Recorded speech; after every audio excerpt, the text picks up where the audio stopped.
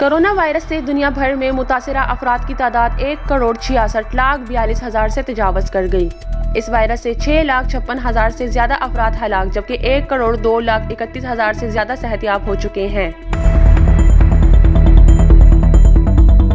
दुनिया में कोरोना से सबसे ज्यादा मुतासिरा होने वाला मुल्क अमेरिका है, जहां अब तक 1.5 लाख से ज्यादा अफराद हलाक हो चुके हैं।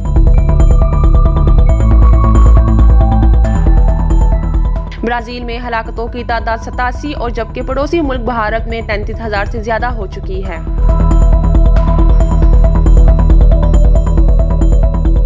पाकिस्तान में कोरोना के मरीजों की मजमूई तादाद 2,76,288 हो गई। इस वायरस से मुल्क भर में सेहतियाब मरीजों की तादाद 2,44,843 है, जबकि इस मुहलिक वायरस से मजमूई हलाकतों की तादाद 5,892 हो गई है।